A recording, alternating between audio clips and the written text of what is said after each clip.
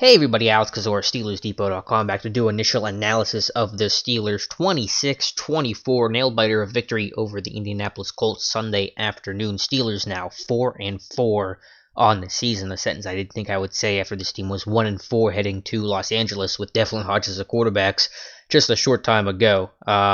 It just a wild win, one that this team could have easily lost, and had they lost it, we would be having a much different conversation than you would be right now. We are feeling good. There'd be a lot of criticism on Mason Rudolph, Randy Fichtner, and Mike Tomlin, and there still is, and rightfully, reasonably so. We'll get into that here in a second, but get the victory nonetheless. And really, as the mantra's been for weeks now, and at this point, you can exhale just a little bit at least, but the mantra was just get wins no matter how you had to do them, whether that was staving off the Chargers comeback or coming back to beat the Dolphins or relying on one of the greatest kickers in NFL history to shank one at the end of a game. You take it however you can get it, and that's what happened. The Steelers go to 4-4 on the year. But yeah, a lot of factors in this game that could have had this team lost. Let's talk about why they won here for a moment. It was again the defense being opportunistic and making big plays. Was this defense as strong and as stout as the previous weeks? No. They had their issues in the run game, in the trenches for sure, on third down, especially in the red zone, giving up too many big plays and letting offenses in the Colts offense be able to finish drives with 6 instead of field goals. And that's been an area that this team has had strength in, and the red zone defense all year long. But it was the defense making enough plays and, again, being opportunistic, led by that Minkah Fitzpatrick pick 6, which was such a critical play and a critical moment in the first half of that one. And that's what that came down to. So Fitzpatrick, the first Steeler to have 4 picks in a season since Troy Polamalu in 2010. It breaks the longest drought in NFL history. Steelers were going on 9 seasons of not having a defender, any defender, linebacker, defensive back, whoever, have at least 4 picks in a season. That was the longest in NFL history, active or not. And so to break that is a good weight off my shoulders, at least. I don't know if anyone else knew or really cared about it. We wrote about it back in the summer. But Minkah's been a playmaker and well worth the first round pick the Steelers gave up. And regardless where they'll be picking in the 2020 draft, or rather Miami will be picking in the 2020 draft, it was a trade well worth making. Cam Kelly's not making those plays. Let me put it that way. He's not going to have 4 picks right now. Cam Kelly's barely even seeing the field right now. They're just simply not playing their dime defense anymore. But to get back to it again, it was the defense making splash plays, won the turnover battle in the last 7 games, lost it in New England week 1, have won the turnover battle every single week since. That's been critical. And then the pass rush, able to get after the quarterback once you built the lead and you got late in that game. It was an issue early. They really, Colts have a good pass protecting line with Costanzo and Nelson, and they lose their center Ryan Kelly early in that one. That was a big blow to them. I'm sure they're talking about right now. But the pass rush getting after Bud Dupree, for my money, the best game he's had ever, and this is obviously a career year for him. 6 sacks on the season, match a career high already. He'll obviously set a new career high here sometime in the near future. But his run defense, too, has been excellent. The 3rd and 1 tackle he had at the end of the game that set up the Vinatieri field goal was massive, and I think Hayward got in there too, sure, but Dupree was first man in and ultimately made the tackle. And so his run defense has been at a borderline elite level, while his pass rush ability has improved week by week. And he's had weeks in the past where he's won, and it's been against some below average to pretty bad left tackles in football. Well, not the case this week, because he schooled Anthony Costanzo, a very good left tackle. He's been doing this for a long, long time. I think a former first-round pick out of Boston College, and just absolutely beat him time and time again. And then TJ Watt got better in the second half, started to really give Braden Smith, their right tackle, all kinds of fits, whether that was a speed rush to the outside or countering to an inside rush, a swim move.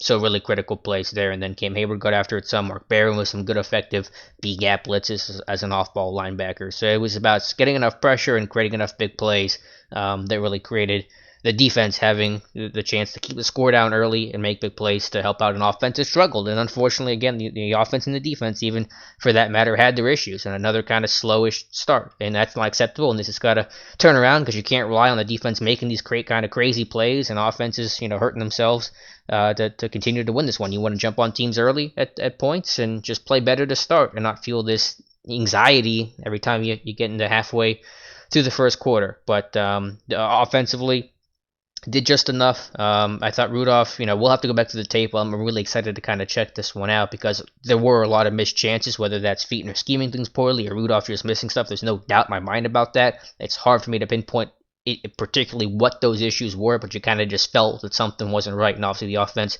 still struggled, not nearly as crisp on third down, struggled in the red zone. I mean, you look at the stats. The Colts were 3 of 4 in converting touchdowns in the red zones. The Steelers were 1 and 4. And typically, if you give me those two stats, the team that's 3 for 4 is going to be the victor 95% of the time. So to be able to still win that game despite that stat, I think says a lot. It says a lot about what the Colts did and their issues, I'm sure, but also the Pittsburgh Steelers for being resilient and staying in that game. But yeah, offensively, you tried to run the football effectively. Trey Edmonds did a nice job. There was probably missed following his blocks on the pull on 2nd and goal after the Jalen Samuels near touchdown that no, Tomlin didn't challenge. Should he have challenged it? I'm okay with him not doing it because it's 2nd and goal from 6 inches away. You better be able to punch that one in instead of trying to rely on the refs to, make the correct call in that situation, or a 50-50 type call. But probably missed his block there. And, Samuels caught the ball well, didn't do a whole lot with it, then had the fumble on his 13th catch. He set a Steelers record for most receptions by a running back in a game, but that was on the 13th reception that he fumbled. I didn't think it was a particularly great game from him, even though in a fantasy perspective, it probably looks good with the 13 receptions. But the O-line did a nice job in pass protection. Rudolph was shaky. There were times where I thought he made good decisions. The touchdown advance was great, going through his progressions, trust in the coaching staff to go empty on third down and let Rudolph make a play, but there were certainly a half dozen plays where he probably made a mistake, and none bigger than the safety that he took, where he's pump faking and drifting backwards while standing in his own end zone. You just can't have that. He did a great job last week with throws out of his own end zone. Didn't happen this week. It cost him, and ultimately Steelers forced a special teams fumble, which was just insanity, that created a field goal, so the Steelers somehow netted a plus point out of that situation, but obviously still a mistake on Rudolph's part, no question about that. So he's got to get better. But I'm really excited to go on the tape. It's hard for me to criticize it specifically with Fichtner or Rudolph, just because I have to go back and see it. It was just too hard to try to keep up with live. But obviously the offense has to do a better job. There are big issues on this team, especially with starting games, both offensively and defensively. But special teams, Boswell, heck of a game. Barry only 1 punt, which was awesome. The kick return team was terrible. The kick coverage team wasn't good enough. They did force the fumble on the safety punt. Now, I know it's easy to criticize Ryan Switzer, and there's fair criticisms of him in the return game. He's not dynamic enough. He obviously goes down on contact pretty easily, but there's just no blocking for him right now. I think Edmonds missed one. I'm not sure if Adaney missed another. I'm going to have to go back and look at it, but there's just no chance. I don't really care who you put back there at that point. They're just not blocking it well. And that is a player execution issue, sure, but it also does go back on Danny Smith, because this is an issue that's been going on for a long, long time now, and it hasn't gotten better with new faces that come in and new schemes and whatever they're trying over there in Pittsburgh. So the kick return game has just been abysmal. I'm betting by the end of the week they'll be 32nd in the league in kick return average. I think they came into this game 30th, I believe, just a couple fractions of a yard ahead of some of the other teams. I'll have to go back and check, but that's not been good enough. Kick coverage allowed two good returns to Zach Pascal.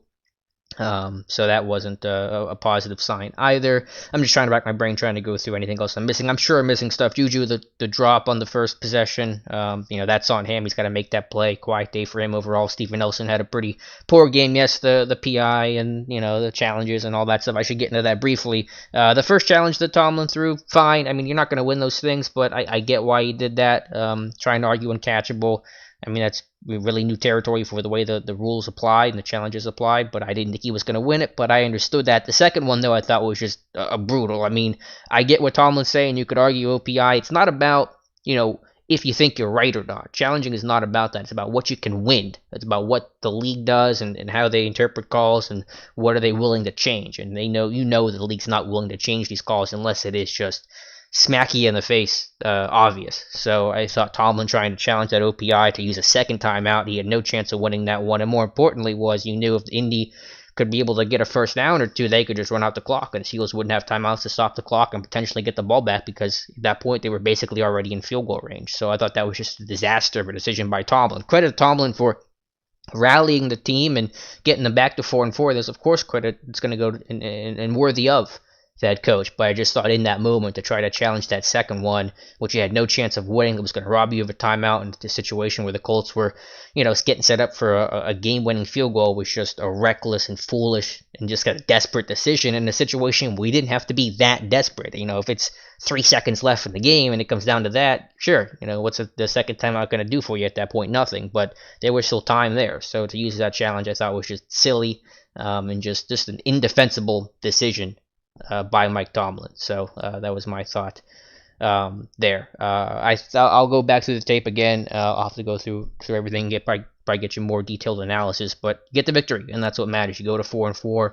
You got Baltimore playing New England. If they lose, you're a game out of the AFC North race. You'll play Baltimore Week 17. So let me know your thoughts in the comments below. I'm sure I'm missing stuff. I'm just trying to rattle off. I don't want to go on too long, but I know I'm going to miss something, and someone's going to yell at me. O-line did a nice job in pass protection.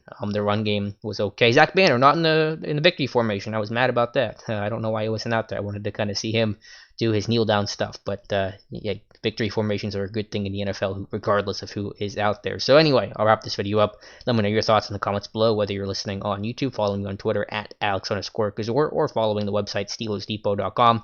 Thank you guys so much for listening, and we'll talk to you soon.